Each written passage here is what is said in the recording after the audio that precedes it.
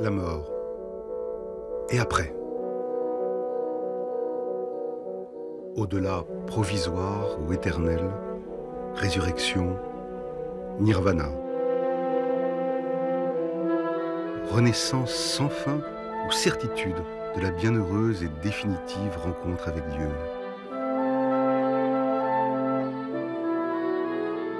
La mort. Et après? Enfer, paradis, jugement dernier. Dans les 5 grandes religions de l'humanité, école de consolation, espérance de salut, sous le regard de Dieu.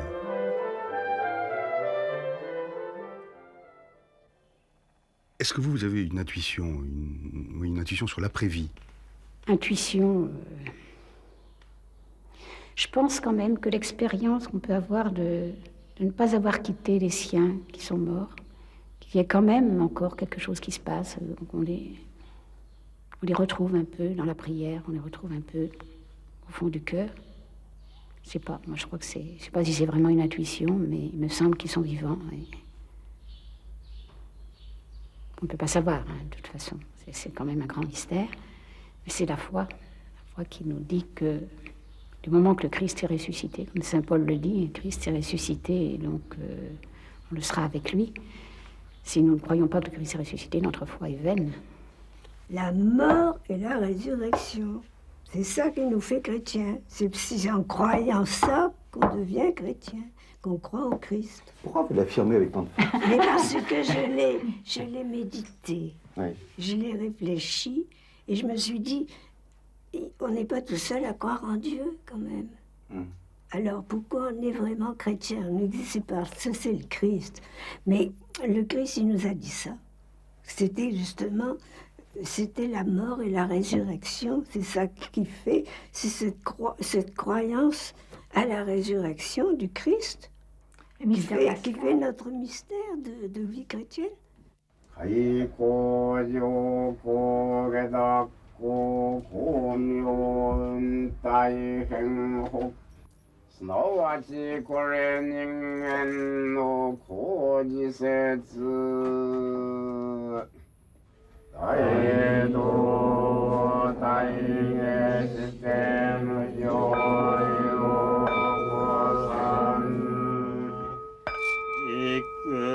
Cérémonie funéraire au Japon. À l'âge de 80 ans, le Bouddha tombe très malade.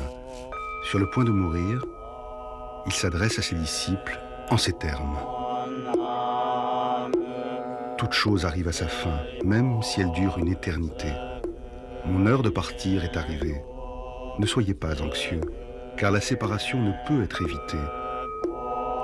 Quand la lumière de la connaissance a dissipé les ténèbres de l'ignorance, c'est la paix qui vient au moment où la vie arrive à sa fin. Toute chose, stable ou mouvante, est destinée à finir. Le temps pour moi d'entrer dans le nirvana est arrivé. Ce sont mes dernières paroles. Et le sage Marpa ajoute: l'annonce de la mort me laisse sans crainte.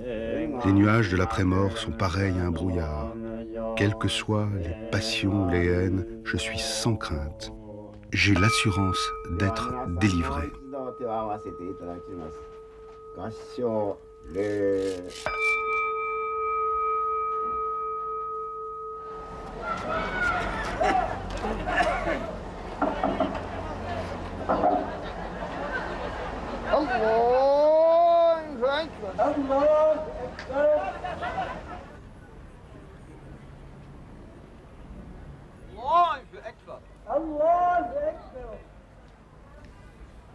السلام عليكم ورحمة الله. السلام عليكم ورحمة الله. نزه ruhları için el Fatiha. Que notre Dieu saint accepte nos frères et les accueille auprès de nos prophètes. Qu'il accueille ses serviteurs qui aiment nos prophètes. Nous sommes devenus des personnes sages par l'amour de Dieu. Pouvez-vous en témoigner? Que Dieu les accepte en son sein. Que notre Dieu unique vous entende. Qu'il s'agisse de vos droits matériels, moraux et religieux, nous vous demandons de les offrir de tout cœur à Dieu et de renoncer à vos droits humains. Qu'il en soit ainsi. Quand il est né, cet individu, lorsqu'il était né, il venait de Dieu. Dieu étant la matrice, la source, pour reprendre l'expression canonique, la source et la destination de toute chose. Bon. Lorsque cet individu est né, il est venu de cette matrice propre, divine, propre. Il doit retourner dans un état aussi propre.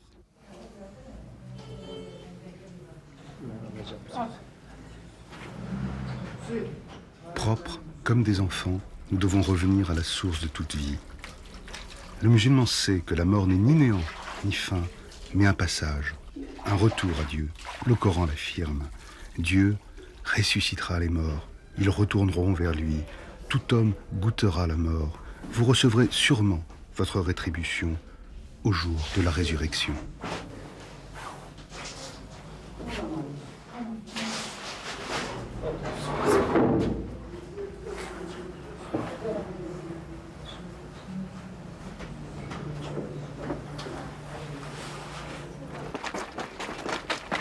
Il n'est pas de bon ton de se lamenter comme si cette mort était la chose dernière. Au contraire, c'est un redémarrage, c'est une nouvelle vie, c'est un passage. Comme la vie elle-même, la mort fait partie des choses naturelles, comme la naissance, la vie, la maladie, la mort sont du destin de l'homme, et cette destinée est assumée avec la perception des choses, je dirais, inéluctables, mais naturellement inéluctables. Mais avec en même temps la certitude d'une rencontre. Et la certitude absolue qu'il va se passer quelque chose. Le prophète Mahomet, le messager de Dieu, qui est le premier des ressuscités, plaidera en faveur des pécheurs pour limiter et, si possible, supprimer leur séjour en enfer. Et le croyant, pense la tradition musulmane, finira toujours par accéder au paradis.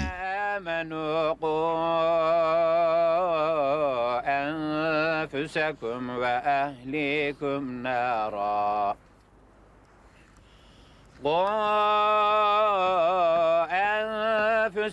وأهليكم نارا وقودها الناس والحجارة.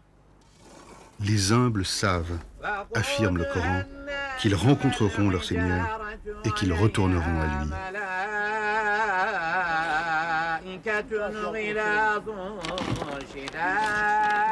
On a dessiné un paradis absolument féerique et par contraste un enfer absolument démoniaque. Alors, selon les péchés qu'on a commis, selon les récits qui diffèrent, on est condamné soit à manger de la terre, à manger... Par exemple, les gens qui ont dit trop de mal des autres sont condamnés à manger de la terre, des épines. Les gens qui ont commis l'adultère, qui ont forniqué à tout va, la punition serait une espèce de fleuve de pus, plein d'épines, etc., dans lequel ils seront condamnés à mariner pendant un certain temps avant d'être de retourner en grâce. Oui. S'ils n'ont pas fait les péchés suprêmes de crime ou de blasphème. Toute vie musulmane semble être une préparation à la rencontre divine qui suivra le jugement dernier. Adore Dieu, comme si tu le voyais, dit le mystique musulman Ibn Arabi. Ô vous qui croyez, invoquez Dieu d'une abondante invocation. Le souvenir, la remémoration des noms de Dieu est le rite fondamental du soufisme, ésotérisme musulman. Un souvenir, un chant, un souffle.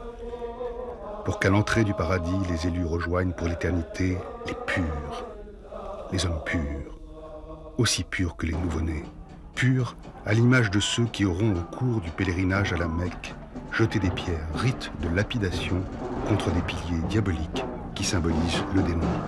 Démon qui tente de nous dissuader de nous soumettre à la volonté divine d'Allah, le juge suprême, mais aussi, n'en doutons pas, le très miséricordieux.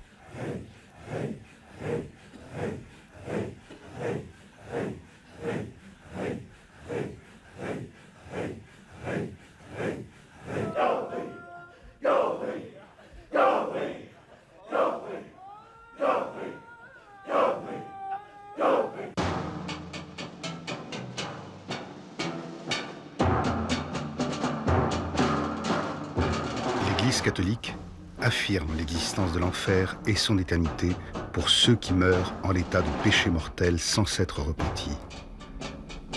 Jésus parle de la géhenne, du feu qui ne s'éteint pas. Il annonce qu'il enverra des anges qui jetteront tous les fauteurs d'iniquité dans la fournaise ardente. Et il prononcera la condamnation. Allez, loin de moi, dans le feu éternel. Maudit, dans ces ténèbres du dehors où sont les pleurs et les grincements de dents.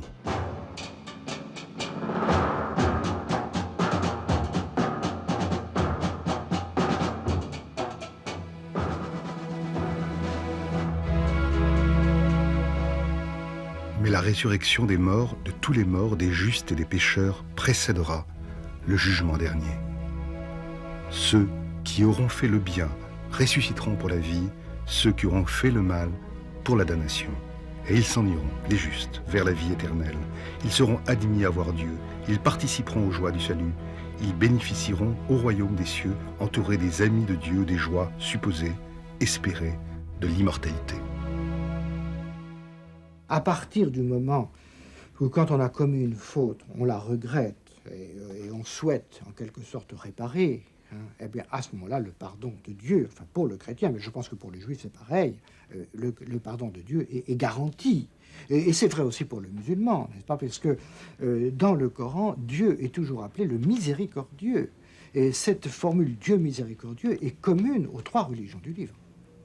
Cristo nos da la libertad, Cristo nos da la salvación, Cristo nos da la esperanza, Cristo nos da el amor. N'oublions pas que prier pour nos morts, c'est faire preuve de miséricorde. Notre sœur Elodia s'en est allée vers le Seigneur. Dieu l'a appelée non pour la condamner, mais pour lui donner la vie éternelle. Parce qu'il est un Dieu de miséricorde, un Dieu d'amour et de paix. Souvenez-vous des belles paroles prononcées par le Seigneur. Je suis la voie, la vérité, la vie et la lumière du monde. Et je suis la résurrection. Même s'il meurt, celui qui croit en moi vivra. L'homme réalise très tôt qu'il va mourir, et à ce moment-là, il se pose forcément des questions sur la signification de sa mort et sur la possibilité d'une survie. Je ne crois pas que l'homme puisse gommer cette question fondamentale, si vous voulez, de son psychisme profond. De sorte que l'angoisse métaphysique, à mon sens, existera toujours. Et par conséquent, elle aboutira aussi toujours dans des gestes religieux.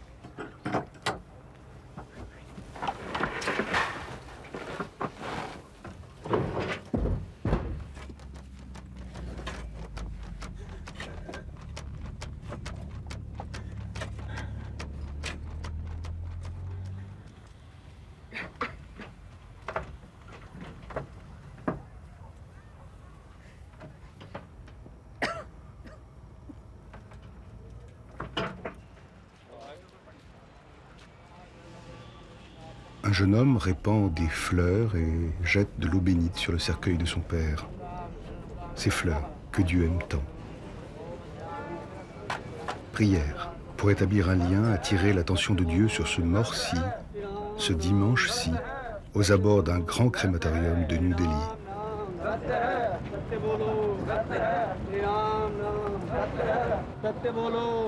Le nom de Rama, avatar du dieu Vishnu, est invoqué sans cesse. Vishnu, est l'esprit dans lequel les humains et le monde entier se fondent lors de la dissolution universelle pour en ressurgir lors de la prochaine création. Il est à l'origine de tout ce qui existe, donc de tout ce qui disparaît, un temps, un instant, au regard des éternités.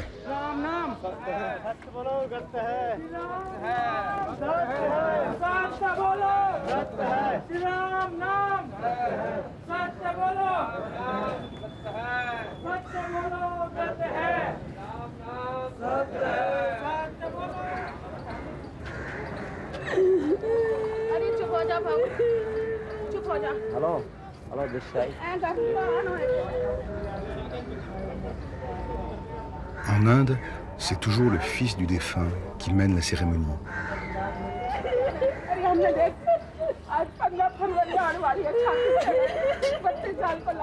Avec une cruche, dans le sens des aiguilles d'une montre, il verse de l'eau tout autour du cadavre de son père, pour le protéger des mauvaises influences qui pourraient empêcher l'âme du mort de parcourir son chemin entre les paradis éphémères menant à la renaissance et les purgatoires, séjours punitifs tout aussi provisoires dans le grand cycle des morts et des renaissances.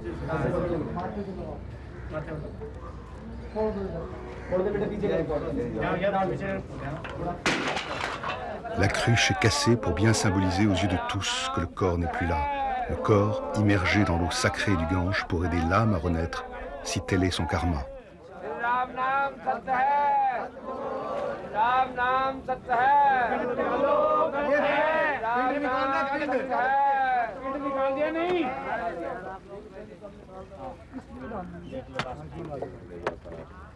Cette âme qui ne doit pas s'échapper prématurément par le nez, la bouche ou les oreilles obstruées du noir.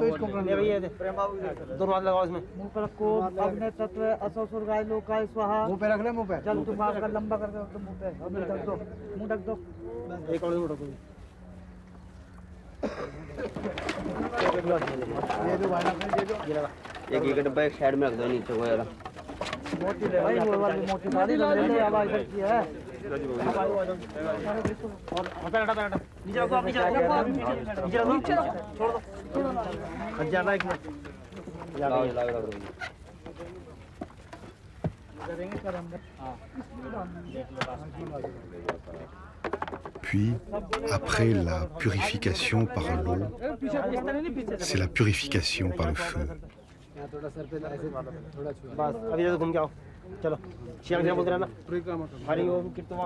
Pendant la crémation, on prendra soin de vérifier que la tête du mort explose, afin qu'il ne se souvienne plus jamais de cette vie.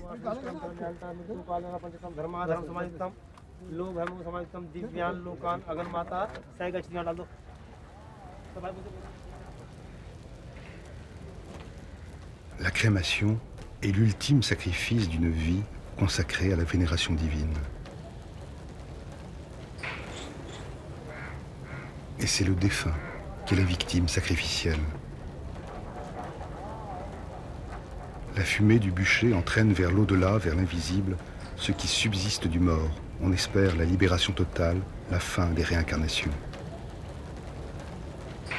Il y a une sorte de pérégrination de l'âme liée à son corps subtil et à son seul corps subtil, parce qu'évidemment l'autre est brûlé, dans un certain paysage fantastique de l'au-delà qu'on appelle le royaume de Yama. Il existe un dieu de la mort qu'on appelle Yama, une sorte de souverain des enfers, un peu comme l'Hadès des Grecs. Et traverse toutes sortes d'épreuves, une rivière faite de sang et de pluie, des choses comme ça.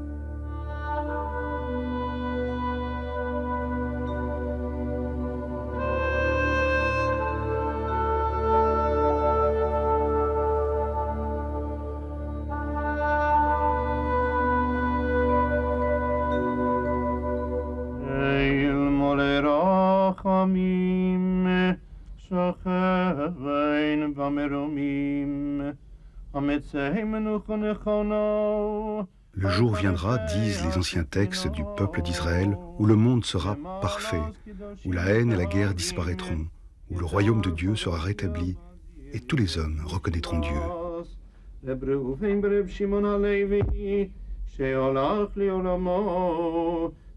Alors ce sera le temps du Messie, les temps messianiques et la résurrection des morts. Ceux-ci se lèveront de leur tombe et retourneront à la vie. Le judaïsme affirme toujours le principe de l'immortalité de l'âme, et ces âmes qui aiment tant la vie ici-bas retourneront à la vie. Oui, pour le judaïsme, la vie sur terre est bonne, bonne en elle-même, et elle vaut infiniment d'être vécue, même si l'espérance humaine semble s'arrêter avec elle. Un rabbin du IIe siècle affirmait déjà « Mieux vaut 1 heure de bonnes œuvres et de repentir en ce monde que toute la vie future ». Que le nom de l'Éternel soit béni à jamais et dans toute l'éternité. Pour un juif, l'au-delà a très très peu d'importance et d'incidence sur sa vie. Il n'en a simplement que lorsque nous disons « sache devant qui un jour tu auras à rendre compte ». Mais l'essentiel se passe ici. Nous ne croyons pas à une deuxième chance, et notamment pas au fait qu'après la mort, on pourra corriger, rectifier ce qui n'a pas marché ici. Même fût-ce des injustices sociales, d'ailleurs, de nous dire que ceux qui ont été malheureux ici seront heureux là-haut.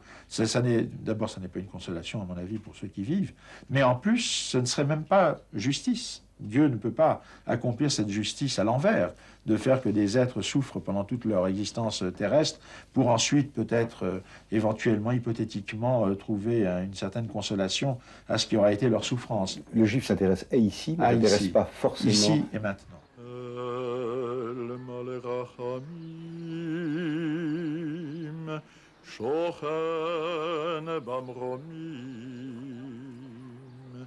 Ametze menucha nechona tachat kanefei hashechina b'mahalot kedoshim u'te'arim Dieu, plein de miséricorde, toi qui résides dans les cieux, procure un repos juste sous ta protection divine dans cette habitation suprême des saints et des purs, dont le nom brille comme la lumière, pour l'âme de nos frères, qui sont partis pour ton monde. Je ne peux pas imaginer ce qui fait mon être, qui n'est pas mon enveloppe corporelle, c'est pas ça l'essentiel, va disparaître. Alors, quant à la destinée de cette âme, je suis assez enclin à croire ce que je dis chaque fois que j'accompagne quelqu'un et qu'on jette la terre à la fin sur la personne qui vient d'être inhumée. On jette la terre, on dit « tu es poussière, tu retournes à la poussière », le corps retourne à la terre comme il était, l'âme retourne à Dieu qui l'avait donné. Je pense que cette âme rejoindra Dieu, rejoindra une âme universelle, rejoindra les âmes de tous ceux qui ont vécu sur cette terre.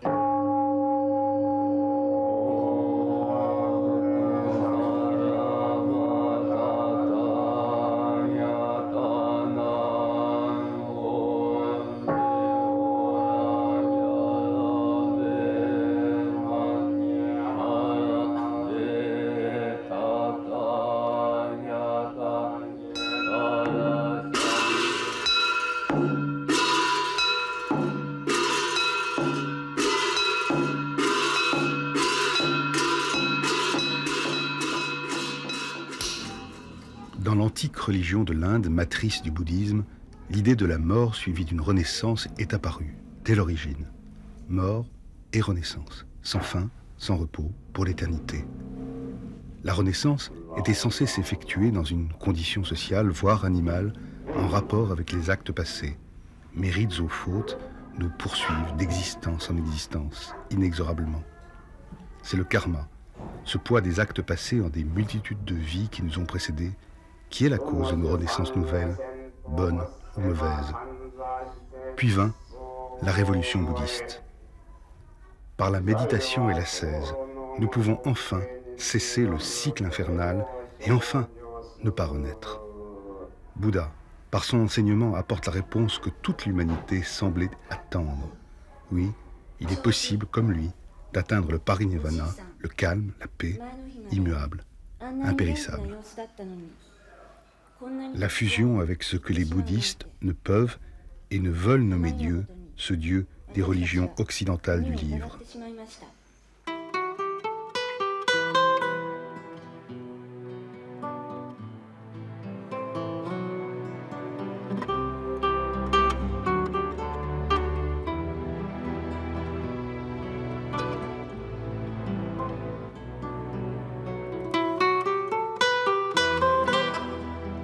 tombe submergée de fleurs. Dans chacun des plus petits villages du Mexique, en cette veille de Toussaint, on prépare la fête des enfants morts.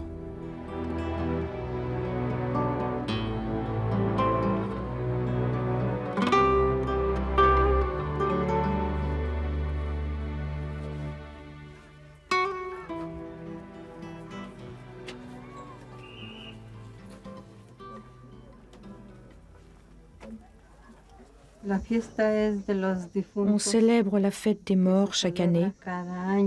En ce moment, on prépare les offrandes pour les enfants, des oranges, des bananes, toutes sortes de fruits. On met de l'eau aussi pour qu'ils puissent se désaltérer. Selon nos croyances, ils ont soif quand ils arrivent ici. Vous savez, c'est comme quand vous sortez et que vous arrivez chez quelqu'un, vous avez soif. Eh bien nous, on croit que les morts ont soif. C'est pour ça qu'on leur offre de l'eau. Ils avaient quel âge, vos enfants, quand ils sont morts? L'un avait 1 an environ et l'autre, disons, 1 an et demi. Et vous pouvez m'expliquer à quoi sert ce chemin de fleurs là, par terre? C'est par là que les enfants arrivent, quand ils viennent nous voir. Aujourd'hui, c'est eux qui viennent nous rendre visite. Madame, est-ce que vous pouvez me dire à quoi servent ces bougies, ces cierges? Demain, chaque enfant partira avec sa bougie allumée et ce sera au tour des adultes de venir nous voir. On enlèvera tout ça et on mettra de nouvelles offrandes pour ceux qui arrivent demain.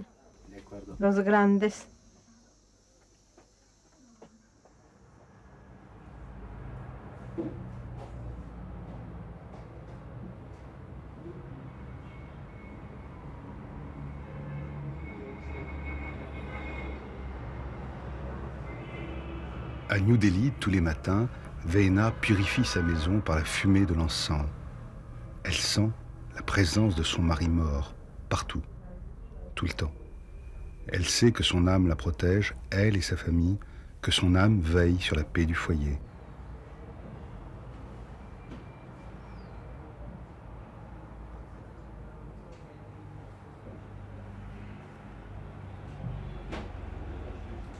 Ensuite, comme tous les matins, Veena va lire des extraits de la Gita, commentaire spirituel sur la vie de Krishna.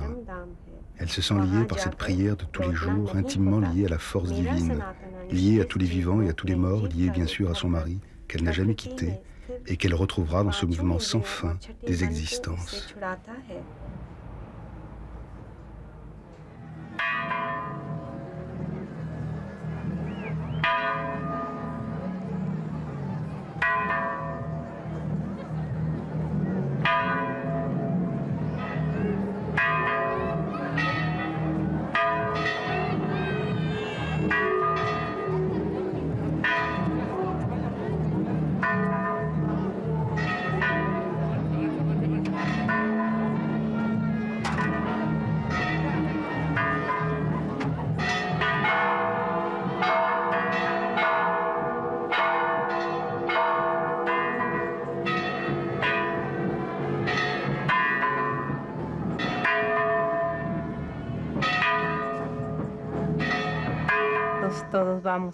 Nous allons tous mourir.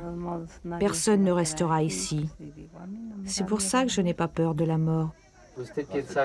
Est-ce que vous pensez que la vie dans l'au-delà sera meilleure ou plus difficile? Comment la voyez-vous? Après la mort, c'est mieux. On est auprès de Dieu, on se repose, on n'a plus à s'inquiéter de rien, alors que dans la vie, on s'inquiète toujours pour quelque chose. Dans l'au-delà, on est près de Dieu, on se repose, on est heureux.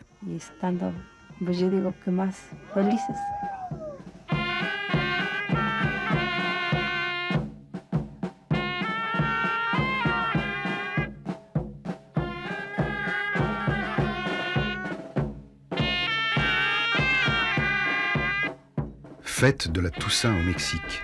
La musique appelle les morts au réveil. Dépêchez-vous les morts, c'est bientôt votre fête.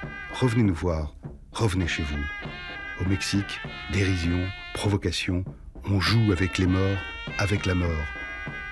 On joue avec le diable. La mort, on rit à ses dépens.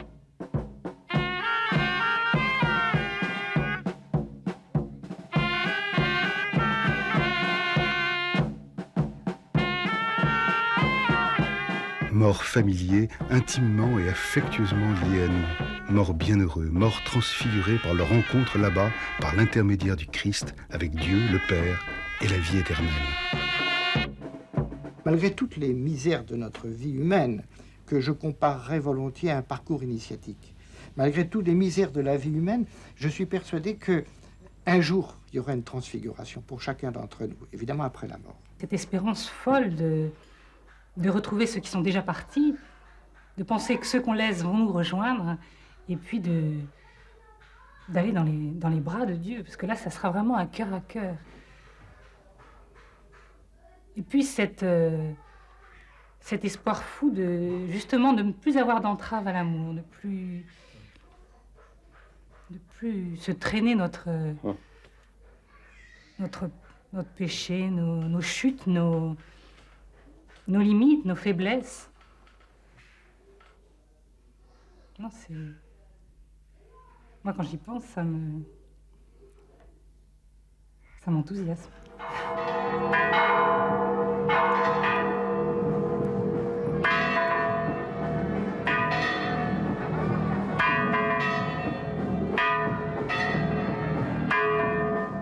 Millions de bougies dans la nuit de la Toussaint pour fêter le retour des morts, pour leur dire, vu du ciel, que personne ne les oublie sur cette terre qui s'est faite belle en leur honneur. Regardez ces fleurs et écoutez cette musique. Mangez ces pâtisseries que vous aimez tant. Toute la nuit, les familles près des tombes, parées comme des mariés, parleront avec leurs morts dont la présence semble si manifeste.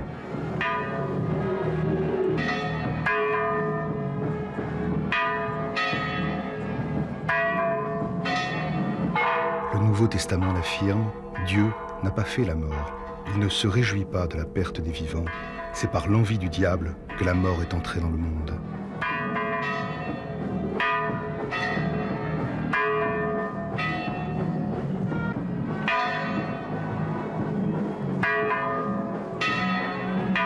Vie et mort se rejoignent entre bougies, cloches, rires, pleurs et prières dans la nuit mexicaine.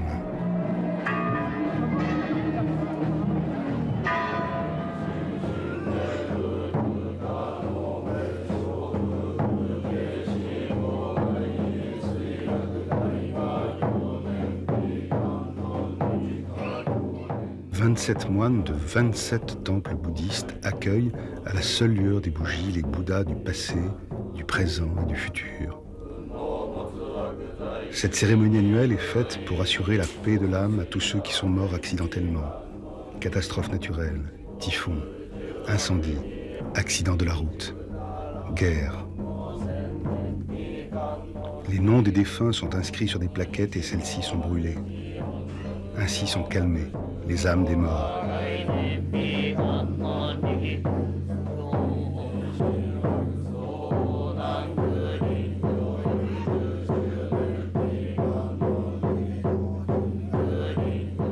Ainsi, par la fumée purificatrice, s'établit la communion entre tous les mondes.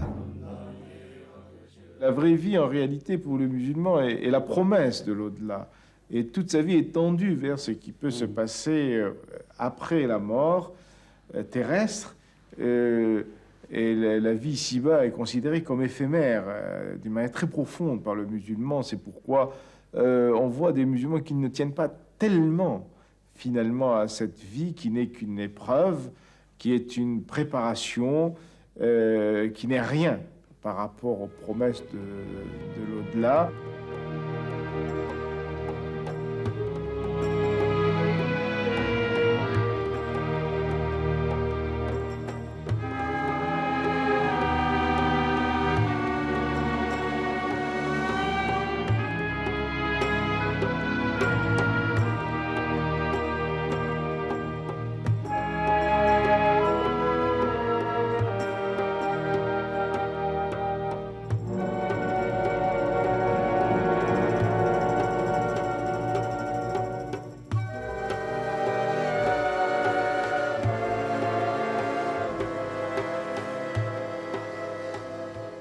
y a deux jugements qui interviennent dans la vie d'un homme. Un, immédiatement à sa mort, où il passe devant son Créateur pour lui rendre compte de ce qu'a été son existence ici-bas. Et puis un jugement ultime, un jugement dernier, si vous voulez, qui se déroulera pour l'humanité entière à la fin des temps. À la fin des temps qui n'est pas l'apocalypse pour nous, mais qui est la consommation des temps et, au contraire, l'ouverture d'une autre forme de vie qui sera non matérielle, certes, qui sera uniquement spirituelle. Et c'est peut-être dans ce sens-là qu'on parle de résurrection des morts.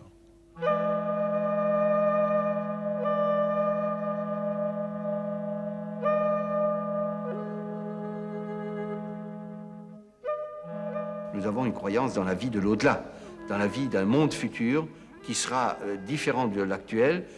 Nous avons été, avec Adam, chassés du paradis, nous nous sommes multipliés, nous vivons sur terre, mais nous devons recréer une sorte de paradis pour faire redescendre Dieu sur terre. Et ensuite, c'est ce qu'on appellera la période de la venue du Messie et la période de la vie future. La condition humaine est un exil, est une espèce d'accident presque contre nature, puisque l'homme était la création, était une création préférée de Dieu, et que son destin à l'origine était de vivre au paradis, c'est-à-dire tout proche de Dieu. Il a été chassé de ce paradis. Il a été déchu de cette condition, déchu temporairement, ajoute la tradition musulmane qui rejoint la tradition juive et chrétienne. Il a été déchu de cette condition préférée. Il est tombé dans le monde du fini, dans le monde donc de la condition humaine, avec sa souffrance, son exil, la maladie, bref, avec toutes les servitudes qui sont celles de la condition terrestre. Donc, tout ce qui, chaque fois que l'homme veut se rapprocher, ajoutent les théologiens, de ce Dieu, il doit évidemment se départir, se laver de toute trace de ce séjour terrestre, de ce séjour inférieur. Qui n'est qu'une parenthèse. Qui n'est qu'une parenthèse, une période probatoire. C'est comme si l'homme a été recalé de sa vie d'être éternel en descendant sur terre. Il passe une période probatoire, un peu comme quelqu'un qui redouble une classe, avant de remonter au paradis, si jamais il réussit à son examen de passage, qui est le jugement dernier, où on lui fera ses comptes pour voir s'il a respecté les commandements religieux, s'il a été un bon croyant, s'il a été un homme irréprochable, donc qui mérite de retourner à sa condition antérieure. Le point central du christianisme, c'est l'alliance de Dieu avec les hommes. Ce qui veut dire qu'il est venu parmi eux. Il est venu parmi eux pour les conduire, comme disaient les pères grecs, pour conduire les hommes à la divinisation. Je crois que c'est là aussi l'aboutissement. L'horizon couvre le christianisme. La résurrection de Jésus est la garantie, en quelque sorte, la garantie et la promesse de notre propre résurrection. Il viendra nous prendre avec lui par la main. C'est la foi propre du chrétien de croire que précisément la résurrection de Jésus est l'annonce de la résurrection, disons autrement, de la transfiguration de chacun d'entre nous. Ça, c'est vraiment le noyau de la foi chrétienne. Dieu s'est fait homme pour que l'homme devienne Dieu. Nous serons un jour appelés à une sorte de joie paradisiaque, et à ce moment-là, l'humanité sera devenue adulte, transfigurée.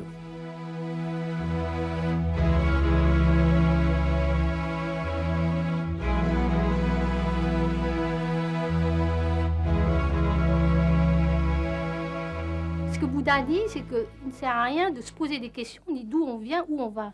Parce que c'est des questions métaphysiques auxquelles on n'a pas la réponse. Donc il ne faut pas perdre du temps là-dedans, il faut simplement s'appliquer dans cette vie-là, ici et maintenant, à faire tout le bien qu'on peut faire. Le bouddhisme s'appuie sur l'idée de réincarnation, et par conséquent, ce moi, non pas le moi physique et psychologique, mais ce qu'il y a, qui n'est ni psychologique ni physique dans ce moi, va se réincarner. Le corps subtil, eh bien, c'est ce qui, dans l'homme, tout en étant matériel, néanmoins ne tombe pas sous la vue, sous le toucher, qu'on ne peut pas voir et toucher directement, et qui, en tant que tel, échappe aux agents destructeurs. Par exemple, ne va pas être brûlé par le feu du bûcher funéraire. L'idée, comme dans le bouddhisme d'ailleurs, c'est de dépasser le moi individuel. Donc cette sorte d'au-delà, parce que dans l'hindouisme, il y a un au-delà, ce qui n'est pas le cas dans le bouddhisme, cette sorte d'au-delà n'est pas l'au-delà, ce n'est pas la résurrection d'un moi individuel qui, à un moment de naissance, à un moment de mort, puisque ce moi a vécu à travers des quantités de naissance et de mort, et qu'il a même peut-être été à un moment donné poisson, insecte, femme, homme, il a été tout cela à la fois.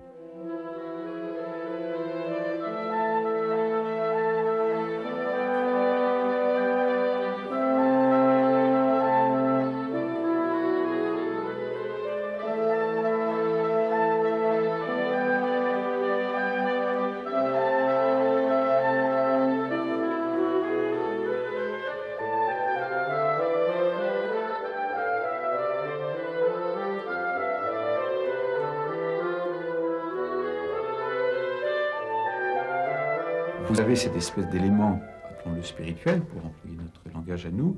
Si vous l'avez un petit peu développé, il sera développé dans la vie suivante. Et puis vous pourrez encore un peu plus le développer. Et quand vous atteindrez le stade où il est complètement développé, où il est la totalité de votre propre moi, vous ne vous réincarnerez plus. Et c'est le nirvana, le parinirvana, le nirvana définitif. Lorsque nous pensons, nous parlons, nous rêvons, nous imaginons, on croit que des traces de cette activité, entre guillemets, psychique, s'inscrivent au même instant dans le dit corps subtil, ils restent d'une manière ou d'une autre gravés, de sorte que lorsque le corps subtil est libéré par la mort, libéré par la crémation, populairement on le voit porté vers l'au-delà par la fumée du bûcher sacrificiel, il constitue le relais, il va constituer le relais entre deux existences. Il va être, en quelque sorte, ce qui est le porteur de toute l'information nécessaire à guider à déterminer la prochaine renaissance. Autrement dit, d'une manière qu'on se représente de façon d'ailleurs fort variée, ce même corps subtil, porteur des traces, porteur des dispositions laissées par les existences antérieures, va trouver moyen de se loger en quelque sorte dans un fœtus quelque part qui vient juste d'être conçu. Et à partir de ce moment-là, le fœtus qui n'était l'instant d'avant qu'une petite boulette de chair inanimée, oui, informe, eh bien, devient un nouvel être. Premières images, dernières images, un bébé. L'enfant vient au monde et c'est le mystère absolu des origines. Enfant, signe divin, espérance humaine pour demain. Le bébé, fils de l'homme, cet homme à l'existence précaire mais ouvert sur l'infini. Cet homme qui sait se dépasser infiniment. Cet homme inlassablement épris de Dieu. Malgré tout, malgré le malheur du monde, malgré les fanatismes qui défigurent l'amour. Les hommes, germes d'éternité, affrontaient une réalité qui est la cause première et la fin ultime de tout. Les croyants, nous les avons croisés. Nous les connaissons peut-être un peu mieux. Petite planète, peut-être arriverons-nous à plus nous aimer, nous comprendre. Nous avons croisé des croyants. Nous les avons vus de l'Orient à l'Occident, du Nord au Sud, dans les 5 grandes religions de l'humanité, de la naissance à la mort, vivre leur vie d'homme.